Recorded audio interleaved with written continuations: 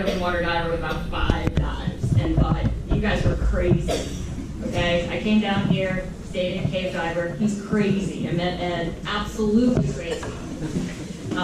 Still think the same things. That hasn't changed, but now I'm crazy along with you guys. So in that time, and by living here, it would get really boring diving JB every day if I didn't have other reasons to be diving, if I didn't make it exciting for myself. So I'm here just to share a little bit about the kind of things I do to ensure that I don't become one of those statistics that stop diving after 3 years, that I keep going, what keeps you interested. So hopefully you come out of this with some idea of something new to try or to consider.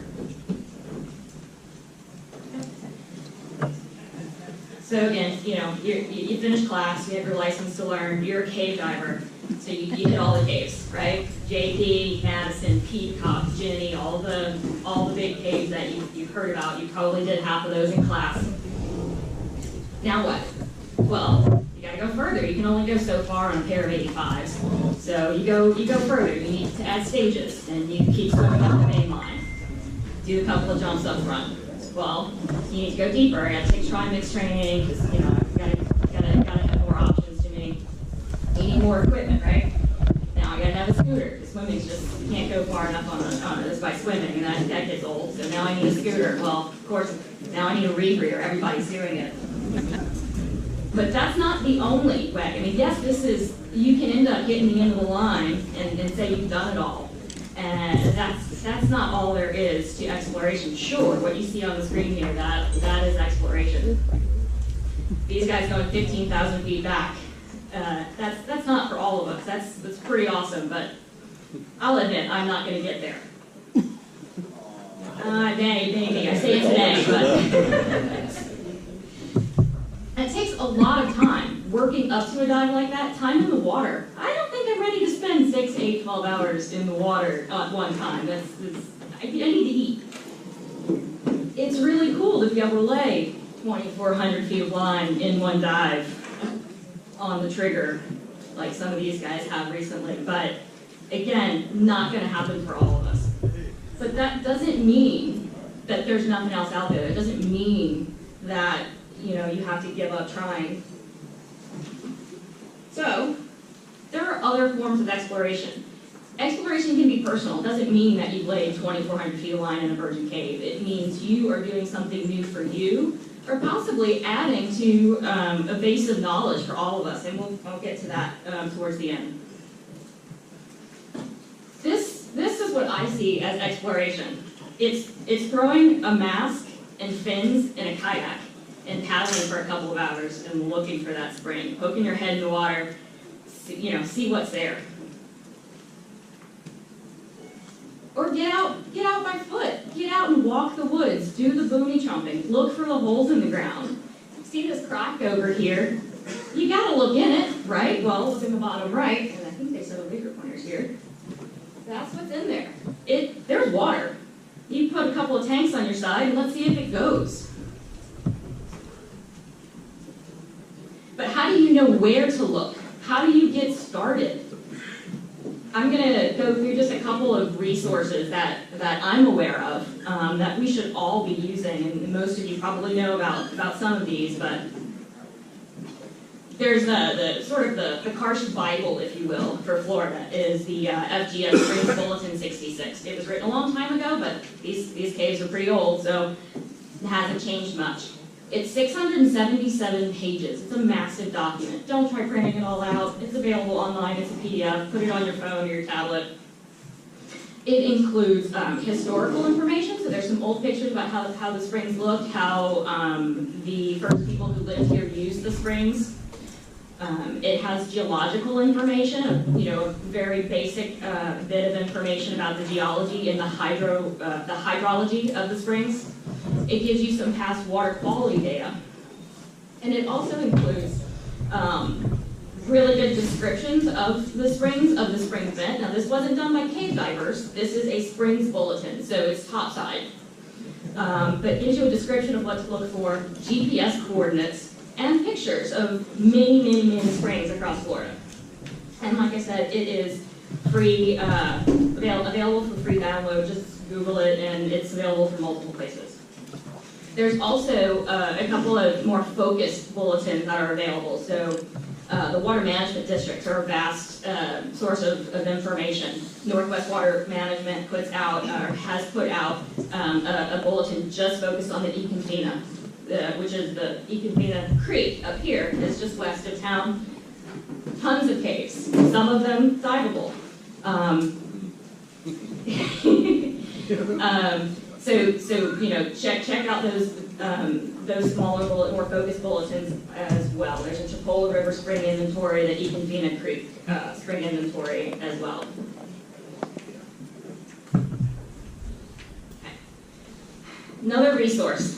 It's a website, you know, but I don't know if Walter Pickle's here. I've never met him, but I thank him. Okay, this is a huge amount of work. He's the founder and maintains this website. So I'm just going to walk you through a couple of things that are available here. Up in the top right is a search. So you can put in any cave. I typed in Jackson Blue because we're here, and that's the one everybody knows. But there's lots of information across these tabs. So here you'll see this on this first page. It's information about the spring taken from the survey bulletin 66. So that's where everybody gets their information anyway. And then a really useful feature, the nearby system. So I'm going to JB, what else is around to dive? Well, here you go. Here's a list of springs. And then you can click on each one of those and go to their page and get information. There's condition reports. Guys, you only get out of this what people put in. So if no one is sending in reports on conditions, we don't have any for the last 5 years on some of these. But anyway, for it to be a good resource, people need to continue to try to update it. So help the guy out. Resources usually has a map, if available, and I'll get to that later. A map of the passage, maybe some videos, just basic, some more information. But another cool feature is this map. So this is a map representation of those springs that are nearby. So we know that's JB. That's Shangri-La, which does have a small dive there. Anybody know what these two are? Twin and Hole. Twin and Hole in the Wall. No. Indian wash tub. Indian wash tub and Twin. So Indian wash tub, not a dive for most people, but there's cave there. And this one's Twin. Hole is a bit further this way. But anyway. One thing to point out, I'll go ahead and mention it here. You pull this up and you say, hey, there's caves here. You don't know who owns the land around it. Each page may have a bit of information about public access, privately owned property, that kind of thing. But during this whole process, while you're out there looking for new caves, new to you caves, getting out and boomy tromping, it's important to look and see who the owners are, make sure you're not trespassing. That information, though, is available publicly as well. So pull up each county's tax appraiser site.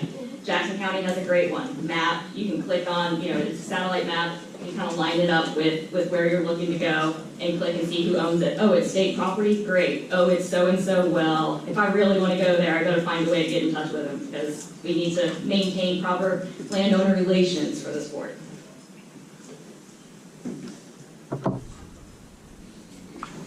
Another excellent resource that works along with the others I've mentioned is Google Earth. Howard T. Odom Florida Springs Institute has compiled a lot of the information from the Springs Bulletin, the 677-page document, and they've put it into a KMZ file. So now, I'm not going to go into how to use Google Earth, but basically you double-click on the KMZ file, it loads into Google Earth, and now you have an interactive map of the springs across the state of Florida. You click on them, they give you a little blurb, but now you can go look them up in the Springs Bulletin or on Cave Atlas or Cave Diver Forum or any other, or just go look at it. This bottom right is another, that one's not from the Springs Institute, but that is from another KMZ file. So just Google, for springs information, spring KMZ, and you'll find stuff, and it's a great resource.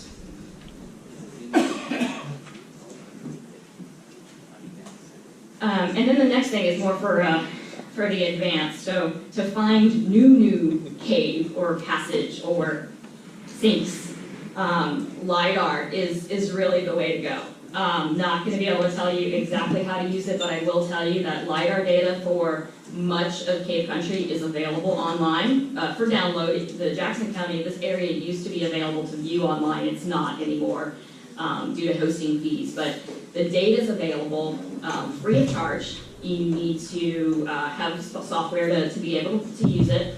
But and basically, if you don't know what LiDAR is, planes with GPS technology and lasers, basically like a geospatial, they connect the location with very precise ground elevation data. It can see through the trees and brush, and it's very accurate. So it then, with this software, creates this visualization. The reds are high, that's a higher elevation. The greens are lower elevation. And what we look for, this was the only snapshot Ben would let me show without giving away too much about where we're looking, is you look for the really, the large changes. You want the lows, but you want a steep change. And we have used this data, overlaid it on Google Earth, and used it to identify points of interest. So now we go to the tax appraiser's website, we see whose land it is, we go chat with them, try to, we don't sneak it at night or anything like that. We try to chat with them. and you go check these holes out. And maybe it doesn't go to water, maybe it's just a depression. There's always something there. The LiDAR doesn't lie, but there's always something there. Maybe it's just a depression, and maybe it goes to water. So we've got a whole map of these, of points of interest identified, and then which ones we've been able to verify, we check them off. Okay, we've been there, it doesn't go to water. But there are those that do go to water. And sometimes the hole is a reasonable size. Sometimes it's smaller, and you have to decide if it's worth trying to get in there. Drop a camera on a line. We've stuck a GoPro on a pole and used the Wi-Fi feature, from the top to see what's down there. And you know what? We saw cave crayfish. There you go. You may not be able to get there, but you know it's connected, and you know your passage you're on the right track. It's used, I think we have somebody talking about Mexico today. I know it's used extensively in Mexico. Peter Strauss has a huge database of the LiDAR data down there and is using it quite successfully in finding new cave. So, excuse me. So I've given you a little bit of information about how we go about looking for new places to go, new places to explore. Here's a couple of freebies I'll talk about nearby or near to someplace you will probably already be. But that I've realized not a lot of people go to. They don't take the extra effort either because they don't know or they don't know how. So again, I'll just give you a couple of examples. So the first one is Bozell, also known as, it's not playing, that's supposed to be a video. Oh well. Whatever. So it's a boat ride up the up the Chipola River. The Baltell Spring Group is it's a group of at least 4 spring vents, second magnitude springs. Access is via Florida Cavern State Park. Not far at all if you're here to dive Jackson Blue. You can rent a canoe there at the park. I believe entrance is about $5, same as any state park, and then the canoe is just another $5 or $10. It's only a 1 mile paddle north of the launch to the spring run. As you can see here, we cheated. We use a motorboat when we can, but it is accessible to all if you don't mind a 1 mile paddle through beautiful, hardwood riparian forest. You may see alligator, you may see, ibis and herons. I'm a big bird nerd, so I just enjoy the ride. I enjoy the view. I enjoy the whole experience.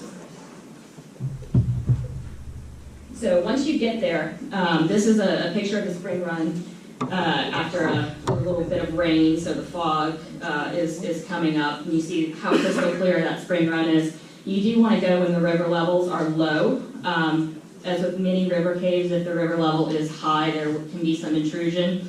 So as you can see here, that water is pretty low, can still easily paddle up through it, but you want to go when the Chipola is under 10. I believe right now we said it's 6.5 feet. It's excellent. I would love to go. We do help maintain the river run. The park does some, but some of it's outside the park. So people like Ben Martinez, Ed, will go up with chainsaws. When I realized that chainsaw was diving equipment, I was a little nervous at first, but nevertheless, the run is pretty well maintained thanks to these guys. So you get there, and here's the spring run. I guess it's a good time to mention that in the state of Florida, if you can get there by boat, then you are not trespassing. The river bottoms, et cetera, are considered state land. So this run is completely accessible via boat, canoe, motorboat, small boat. But any land surrounding the spring is on private property. Now, the landowners are great. We've met them. They know we dive there. They ask for photos. We shared photos and video. Always good to help with them, maintain those relations. But please be careful. Don't trash. Pick up what you see out there, and don't trespass. Go ahead and we like to just go ahead and gear up in the boat or gear up before you launch. If it's cold out, why not throw your dry suit on? It's safer anyway. So this is Bozell, or Balsell, as you'll see it in the Springs Bulletin. It is a beautiful spring. I mean, just showing up, paddling up to something like that is wonderful. It is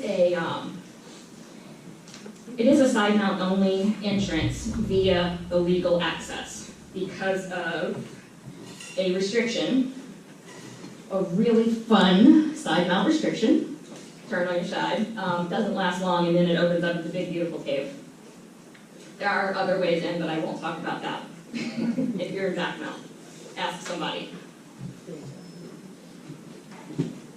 So a little bit more about this cave. There's a nice shallow rocky area up front. What I love is it changes a lot. So as you're coming in, it's this craggly, small catfish. You maneuver up up and around, and then all of a sudden the floor starts dropping out, from below you, and you're on mounds of silt on top of rock, and water only, or I believe there may be a small cavern, but anyway, they allow open water divers there. The access process is the same as Emerald, just drive up and dive. So this is a top shot of Emerald. Gets its name, it's very green. So there are stairs, well-made, maintained stairs. There's a nice ledge there for gearing up. We usually bring a rope though. If we're going to have a few divers or lots of tanks if they're doing a big dive. Go ahead and bring a rope to tie gear off to, because this is a karst window. It basically is where the ceiling of the cave system collapses. So it's a deep pit into the cave. Not deep. It's still all night. You can go one direction, nitrox steps. The other direction is going to be deep. But if you were to drop a bottle off of that ledge, you're not getting it back until you do your dive. So we bring a rope. Pro tip there.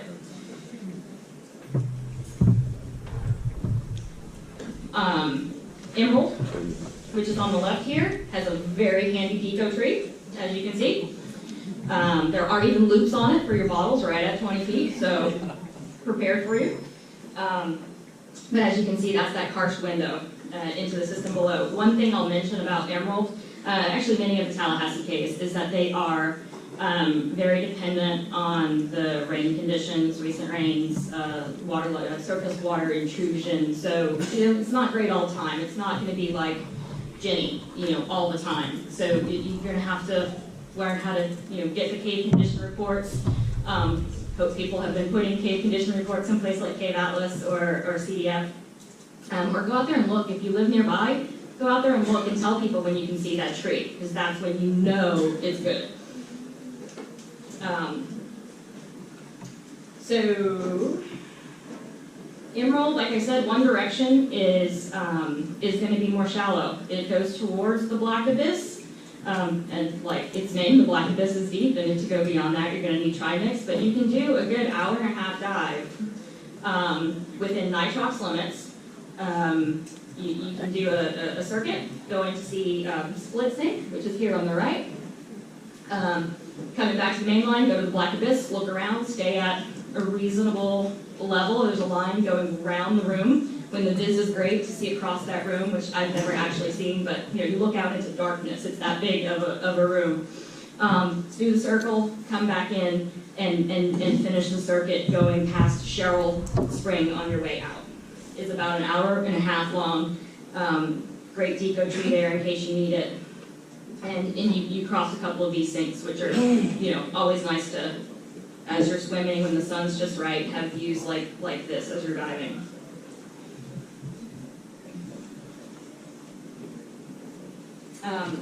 While I'm here, I don't have pictures of Clear Cut to share, but it's another great dive. So again, look at your map. When you drive up to Clear Cut, go towards Promise.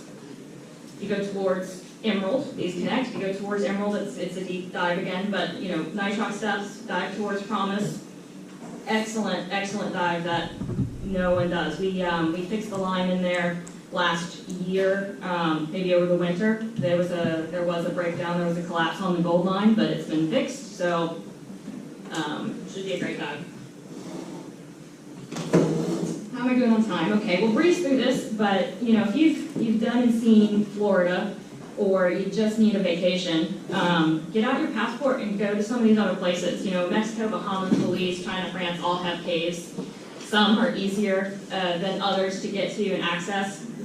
I'm a big fan of Mexico myself. It's easy to get to, it's cheap, and I like the food. So quick on Mexico, everybody knows, right? Generalization, low flow, really shallow passages, so you can go a long time on a couple of 80s. You turn because you're tired of swimming, but there is increased navigation complexity. The caves they look different. They're highly decorated, and that's because at one time they were dry. So when they were dry caves, speleotherms were able to form, like you would imagine in a dry cave. It was also used as a shelter at the time for the Mayans, for saber-tooths, for giant sloths, and then it reflooded. So now when you swim through, you have the opportunity perhaps to find some relics of that time when it was dry. You have the speleotherms, you have pottery from the Mayans, you have some land mammal skeletons that are there. Many have now been, preserved, removed, but there's always a chance of finding something like that because they were, they are different than the Florida caves. They have a different history. So in Mexico, as in here, you have a variety of logistics. You can have these caves where you have to haul all of your gear, through the jungle on your back, and crawl through a rocky, treacherous entrance. This is Sand Crack here. No, this is Doggy. I'm sorry. This is Cenote Doggy. You make it through that hole though, and it opens up into a beautiful cave. The one on the right, you drive down a dirt. You go past, Chamounil, past Tulum, past Chamounil, and you take the road on the right that has garbage, been used as a garbage dump, there's trash everywhere. You're like, am I in the right place? This doesn't seem right. This is after you paid your $20 to some guy running the Quickie Mart down the street. And you show up at an old quarry. Well, it's called Caterpillar because the story is a caterpillar was excavating and nicked into this cave. So it's just a pool, a fairly gross-looking shallow water pool in the middle of a barren quarry. But when you get in there, it is amazing. It's fabulous. Also easy drive-up access, but there's no facilities, there are no people there. But on the flip side, you also have the easier, more well-maintained, or maintained at all, with all the amenities you could want. Up top is Phenomena. Amazing topside beauty, beautiful cave as well. Although it is quite the rocky road drive. Make sure you get the insurance on your rental car when you go out there. The bottom left is Coop 1. They built some nice steps for us, so that makes that easy. And then you go all the way to someplace like this. This is Zaciel Ha, or Luke's Hope, which is another entrance into the car wash system. That place is great. You got out from a dive, they're cooking empanadas, they got beer for you to buy. You could stay there all day. So those are some, ideas on where to go. New caves for you, even possibly finding new cave, but at least getting out there and experiencing some new cave without having to go further, deeper, any of that. But now I want to give a little bit of idea of what to do in the cave. When I dive, I don't just dive to follow the line to a certain point. It's about taking it all in. And I do different types of dives. Some dives are to go to a place. I want to go to see the trash room. I want to go to see X. But some dives are just about looking for critters or looking around or whatever it is. So that's a little bit what I want to talk about at the end of this. I know Dr. Iliff is going to talk about cave critters, so I won't say too much, but this is something that I really love. It keeps me interested. So stigobites are obligate aquatic cave organisms. They are not found anywhere else. They're found in our caves alone. And because of the nature of caves and the aquifer, they are endemic to particular regions or even a particular cave. So that means they're found nowhere else. They're under-researched. There's still so much to discover about them. They're learning more and more, but they don't know a lot. You'll find if you go to try to Google, what did I just find and find out more about that thing you saw, there's not a lot out there, but we can help with that. We can change that. So first step is to read up a little bit on these guys. There are some papers out there. And then, if this is something that interests you, offer to help. I know there's the fauna counts, right? So you can, get interested and learn more through working with the fauna counts. And one of the things that we do that I get so excited about is working with a wonderful biologist named Dante Canolio. He is a conservation biologist. He's the head of conservation at the San Antonio Zoo now. But he's a caver at heart, loves cave critters, but doesn't cave dive. So that's where we come in. We can help with that. Historically, most of the collections have been done through, wells, survey wells. You put a trap down and you get what you get. But if you send some cave divers down and say, I want an isopod or I want a salamander, we know what we're looking for and we can find it. And just recently was able to do a collection just 2 weeks ago for Dante. He maintains a captive breeding or captive colony of both the Doherty Plains cave crayfish and the Georgia blind salamander. So both of these are only found here in the Flint River Basin, the Doherty Plains area, found up a little bit in Georgia, Radium, Flint River, through the Chipola, west of here in Washington County. The crayfish you see east of here, different species. These guys are only found out here. Even before I was able to connect with Dante and start working on it, just doing a dive to look for this, to notice them, to sit and watch. You're working on your buoyancy because you're just sitting there trying to hover, trying to watch how that little salamander moves, see if he eats anything, because we still don't know what these salamanders eat. There's no good research in situ in the cave. Dante's been able to keep these guys alive, but has not been able to breed the Georgia blind salamanders yet, despite having them for years. The cave crayfish, they were able to successfully breed, and there's a paper about that, shows pictures of his setup and what they were able to do.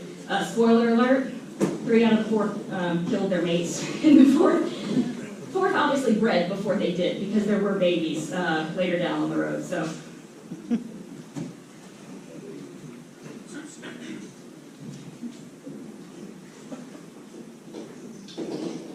maybe biology is not your thing, but if you're more interested in rocks and old stuff, what better place to look at that than in our caves? We dive in limestone, right? Caves are formed out of limestone. So what is limestone?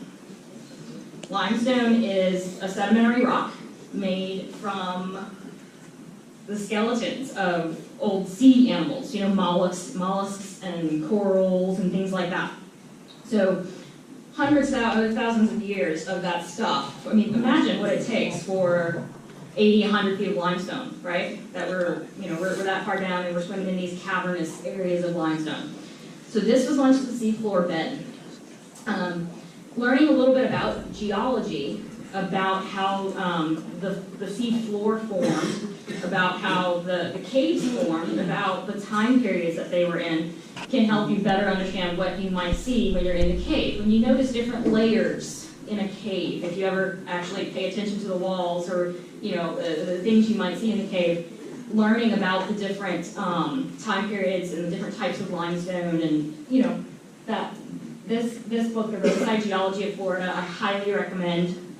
It gives you a bit of background on geology and a base knowledge of geology, but then it also goes into very specific areas in Florida. So it'll take you through Mariana on I-10 and tell you, about how we're different than the geology in Tallahassee or the geology out by the Suwannee or down south. So great resource for geology is the Roadside Geology of Florida.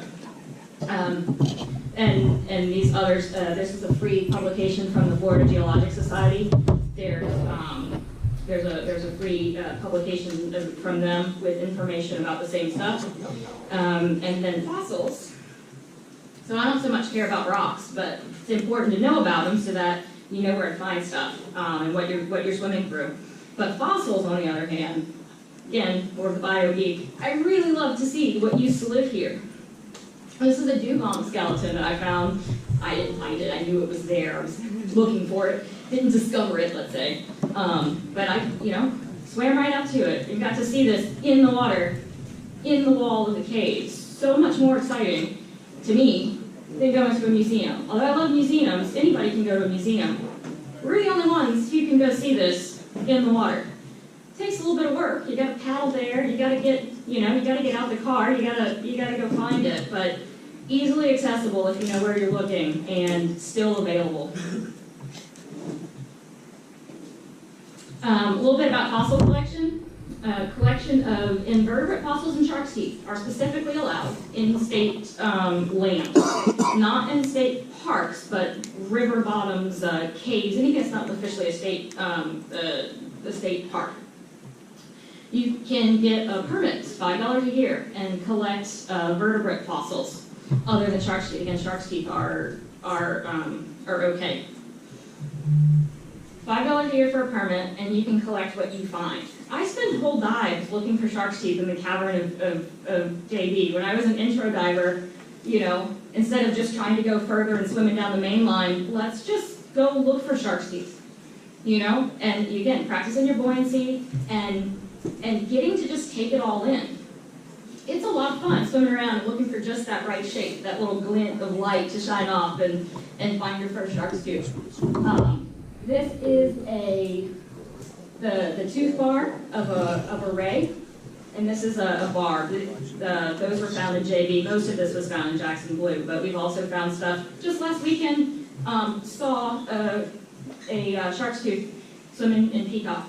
Where how many people swim there, and it's sitting there on the floor. So they're out there. Just open your, again, this is about taking it all in while you're swimming and not just boom, boom, boom.